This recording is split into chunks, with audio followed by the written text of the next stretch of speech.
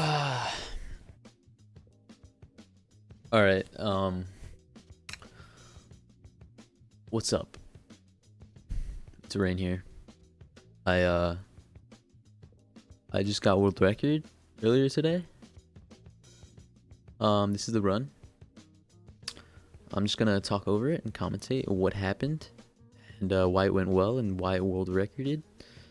Because I listened to like a bunch of DMCA music on the thing on the stream, so I'm just gonna swerve that. All right. So right now you're looking at um you're looking at new strats developed by Master Squid himself. Known as gravity strats. That's all I'm gonna say. Okay, I played this world because it's a desert.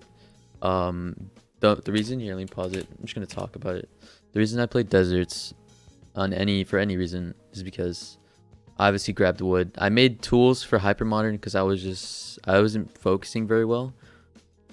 Because the thing is, like, I think an hour before this, I had an end entry, which means I entered the end at 12 minutes and 10 seconds, which means I was beyond world record pace. But the dragon took 3 minutes to purge, so I finished at 15:10 or 15:09.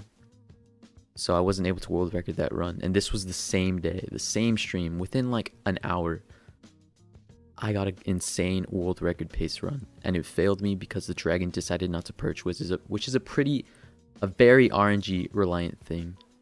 So around this time, I was just running because I was like, damn, all right, who cares? I may have PB'd, but like, who cares? It's not world record, so we just keep going. And yeah, so I kept going, and I wasn't really in the swing of things, but yeah, I kept going. Let me move that off. Okay, so I play these deserts because there can be lava pools, and if you get a lava pool, you can play off of a cave. You can get iron, and then you can make a bucket, flint, steel, stuff like that. Iron pickaxe, so you can enter the nether. And you can also look for a temple. You can play off of a temple. You can maybe get iron from it. You can also play off of desert village blacksmith. So that's why I basically play this desert. That's why I basically played this desert out. I'm just looking around. I don't see any lava pools. So, like, this is probably a reset if I don't see anything over this hill. And to my surprise, I see a village instantly, and I instantly see the blacksmith house. Blacksmiths have a chest in it, obviously, you know, they give you some good iron, some good obsidian, some good stuff to start every run. So now basically what I need is a lava pool. And, because obviously to enter the nether. And, look, if I pause it right now, you can see on the right side of my screen, there's another blacksmith. And I didn't even see that because I was zoned in on that blacksmith, and I was kind of just like out of it, sort of. So we checked after this run, and it turns out there was literally nothing useful in that blacksmith, so we're good. And it really will have just wasted time. So that's good. We just went after this blacksmith.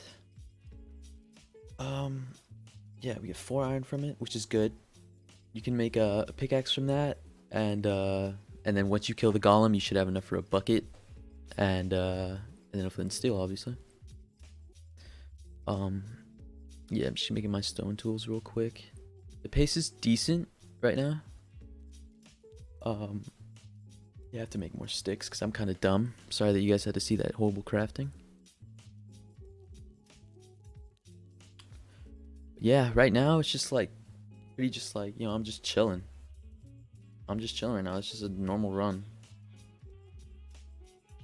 Kind of lost on what I'm doing after this. But basically this golem's just getting destroyed. He got destroyed. I made more sticks for my iron pickaxe. Well, actually, I just made sticks because I might need sticks later. I suck. Yeah, I'm gonna be honest. I suck. All right. So we're still vibing. Now I need a lava pool, so I'm looking around. Oh my god, my phone. Jesus Christ, I'm sorry. So I'm ass at this stuff. Okay, put that away. Alright, so I'm looking for a lava pool. I need water, obviously, to make a portal with a lava pool. And,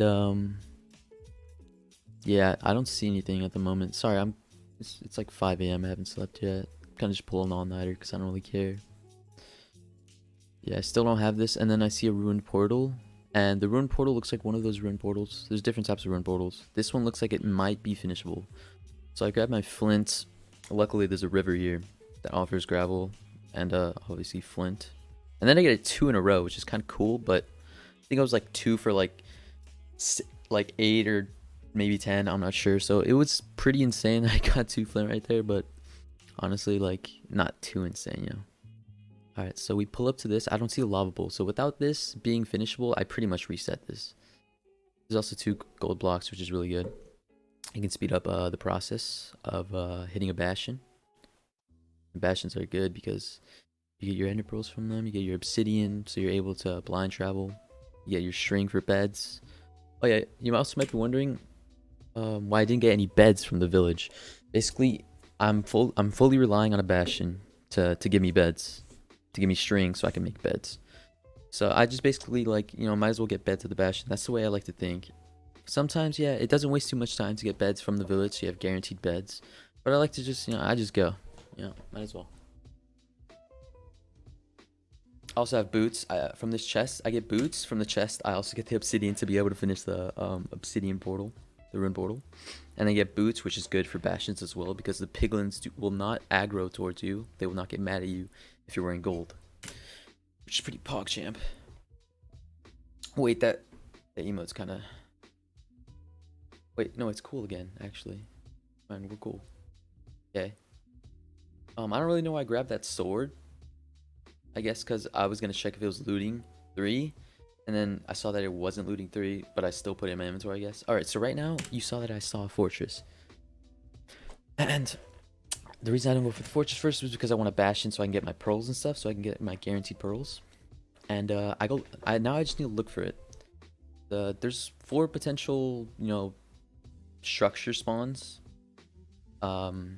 inside 4 quadrants inside the nether. So there's like 3 other potential structure spawns. There's bastions, or there's fortresses, or there's nothing. And there's like a pretty decent percent chance that there's gonna be a bastion spawn somewhere. We don't know how far it's gonna be, so I basically chose that direction. Yeah, I'm just looking for a bastion. My pathing right now is not too good. I'm just trying to find a way to try to look for a vantage point to see more stuff, but you know, I'm not really getting anywhere, to be honest. So right now the pace is, oh, we're still at 5 minutes. My entry wasn't that good, but yeah, we're still at 5 minutes, so it's not that bad. I can still see a bastion and still be on decent pace. Yeah, so now I regret going this way. I'm like, all right, I'm gonna go the other way. There was 2 ways I could have gone that I felt like I was comfortable going, which is that way, and then now you see me, I'm gonna go that way. Basically, I wasted about, I'd say, a little over a minute, probably a minute 20 seconds, minute 10 seconds looking for that bastion. I didn't see it, and as you can see now, sorry, the quality, I downloaded it from Twitch. I stream in 1080p 60 fps, but when I download it, it kind of gets, you know, downgraded when you put it onto Twitch. So the quality is not the best. I'm sorry about that. But yeah, I see the bastion. So I would have saved like over a minute if I'd gone this way first. But instead I chose the other way. Obviously, it's a mistake, but you know, sometimes you don't make the greatest decisions. But yeah. It's honestly not something to learn from, though, because, you know, it's sort of luck based still. Sort of pretty luck reliant on where the bastion will spawn. So now I'm just bridging over to it. I've been practicing bastions a lot. My viewers know that I put like hours of bastion practice at the beginning of each of my streams before I do runs. So now I'm making my way over. It's a treasure bastion. You can tell off the bat. I can tell like from really far away. Just I know bastions very well. So now there's a new bastion route for this treasure bastion that I've been working on and like perfecting. Shout out to 11T and others. I'm not sure if Fire might have helped in the creation of this route. But yeah, this is a new route. It works for armorless, but it also is works for a potential, like, you can potentially sub 1 minute a bastion using this strategy. So now I route and I make a piglin hole right here. This is where I'm gonna let all my piglins trade me all their pearls, all the string, all the obby, everything I need, even the fire res. So yeah, I funnel them in, I break that block so they become aggroed towards me, and then they all come towards me, and then I throw gold inside the piglin hole, and then they all become, you know, attracted towards the hole because there's, you know, gold in it. So yeah. Now I get my gold. I just need to prioritize getting gold as fast as possible so I can keep the piglins trading.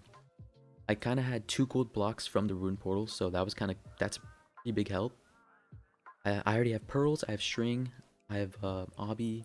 Get more gold from that chest. The chests have a potential to have obby in them, which is very good because you can speed up the process of trading by having obby from chests. So yeah, now I basically, like, all I really need is string, which I have a ton of string. Look, and then I get my obby from the chest, and then I'm chilling. All I need is maybe some extra pearls, which I get from that. Now I'm literally good. If you look at my inventory, this is plenty of beds. This is also plenty of pearls. I have plenty of obby to blind travel. These 2 glowstone and the crying obsidian make anchors, respawn anchors, which do the same thing as beds in the end fight. But you don't need it with this many beds. So now I'm missing fire res because the fire res will help save time in a fortress because blazes, you have to kill blazes. The blazes deal fire damage and the fire res will defend against it. So it just makes it fighting in the fortress a lot easier. So I get that really quickly, and now I'm leaving. That was about a 1 minute 30 bastion exit, which is pretty good. It's, you know, what I practiced for. So practice kind of paid off. I kind of learned that bastion really well. And also luck is a thing too, obviously. So now I go towards the fortress that I saw, obviously. And I try to pearl onto the fortress, but I literally, oh my god, I miss. But I still make it. If I had missed that pearl, I would not have a world recorded, which is, you know, crazy to think, but I got lucky. I threw the pearl at a horrible time, but I'm fine. Now we're in the fortress, we're good. I just gotta look for a spawner. Yeah, time is looking really good. If you're in a bastion at about 8 minutes, I mean a fortress, your time is really good. Your pace you're on world record pace. With good rates, you're really on good world record pace. So right now that was my first blaze kill. I'm 1 for 1. And now I'm just trying to make room for the blazes to spawn to increase their spawn rate. Now looking back at the run, I could have blaze bedded, which is a strategy to blow up a bed next to the spawner, and it just gets rid of a lot of blocks around the spawner, which could increase rates, but which could increase blaze spawn rates, but you know, it was sort of irrelevant because I got insane rates. I'm pretty sure I went 6 for 6. Or right now I think I'm 5 for 5. 5 for 5 blaze rods, which is a 50% chance. I'm 4 for 4 right now. You get a 50% chance of getting a blaze rod from killing a blaze. So my rates are actually really good right now. Yeah, and then I killed 2 more, and now I have 6. I don't know why it's lagging right now. I guess the stream is just very bad. I don't know why.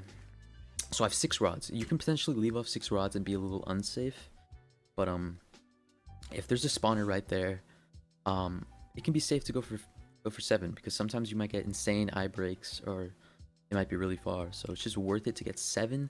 But if you're going really fast and playing really risky, you can definitely leave on 6, which is definitely a play if you're going for world record. But right now I make my blind portal. I blind travel at around the coordinates 150 in the nether, which translates to around 1200 in the overworld, which is about where the bastion, no, not the bastion, the stronghold will spawn in worlds.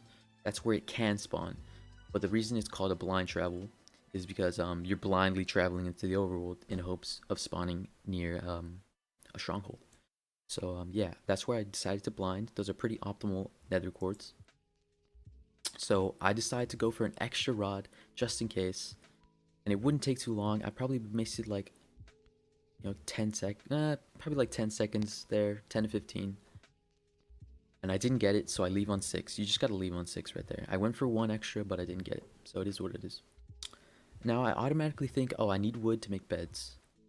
I make that into wood. I was thinking about crafting my beds there, but I was like, oh, I'll just do it later in the end.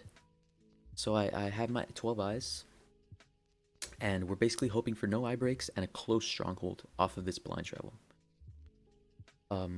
Yeah, so the terrain doesn't look the best. I'm in a mountain biome, or like a mountainous biome. I'm not sure the exact name of the biome, but yeah, I'm just going. So now, the way you can check for a good blind travel is obviously with your eyes. So I go a decent distance before I check for my blind travel. So I rethrow right about now, and oh my god, it's really close. It points to where the stronghold is, and that stronghold was insanely close. This is the thing that saved the run.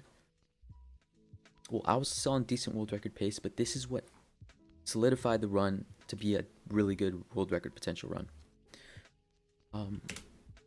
Yeah, so this is actually my greatest blind ever, like ever in a real run, which is, makes sense. It was a 100, around 100 block blind. I blind traveled, yeah, 100 blocks away from the stronghold, which is really insane. So now I quickly triangulate where the stronghold is using my chunk borders and just, 880ing. And I can easily tell that it's in this chunk. So basically where you want to go is to 4-4, which is your chunk coordinates, so you can dig down directly where the starter staircase of the stronghold is. Kind of hard to explain, but yeah, that's basically what I'm doing. So I know I'm at the right chords. I know I'm at the right chunk. I just need to find the stronghold, and I need to route it correctly, and I need to get in the end, beat the dragon. Yeah, I only have 12 eyes, which is good, because if it's a 0 eye, if the portal room of the stronghold has 0 eyes, then I'm set. Luckily, I got no eye breaks, so it was perfect. Now I just need to route this bastion first. I go down the middle section, which is a pretty decent play to make. And I look for it around. I know the stronghold can't be too far from the original starting staircase of the stronghold. So as soon as I notice that this is probably too far, I head back. Go back up the stairs, back to the starting staircase, and just choose a different direction, basically. Chose up right. And I just hoped. There's a staircase over there, you can easily tell. I check over here really quickly. Staircases are really nice. There's basically like a higher percent chance in each type of room that it's going to lead to a stronghold. And there it is. There's a portal room. There's 0 eyes, so I got lucky. I got no eye breaks. And yeah, I had 12 eyes, so I'm set. I'm in the end around sub 13, which is world record pace. If I get around like a sub 130 perch. Also, this is the in-game time's a little different. In-game time matters more than real time in Minecraft speedruns, because some people might be laggy and their in-game time is what's really happening. So I make my beds. I didn't want to craft them earlier because, might as well load the dragon in the end and then craft it. Craft your beds. So now I set up the 1 cycle. I don't know why it's lagging so much. I'm sorry. I probably should have been recording at the same time, but I was just streaming it. I don't know. I'm sorry. Probably not the greatest decision. But now I go to one of the towers because it also elevates me very quickly. And this is a strategy called North-South Tower. North-South basically makes it so that the dragon doesn't have to circle around a pillar to perch. And yeah, most speedrunners should know about this strategy, but I'm basically trying to be more informative for like new people who are just watching this. And he perches right now, which is a very good perch. A very, very good perch.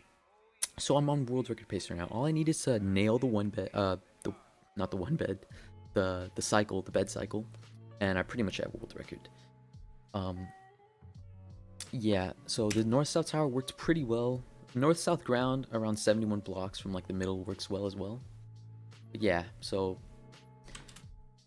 I have 6 beds, but I do it in 4 beds, which is, pretty cool. It's what I practice like 3 hours before runs every day. That's what I do it for. And yeah, it paid off. I got a 1410. And it was absolutely insane.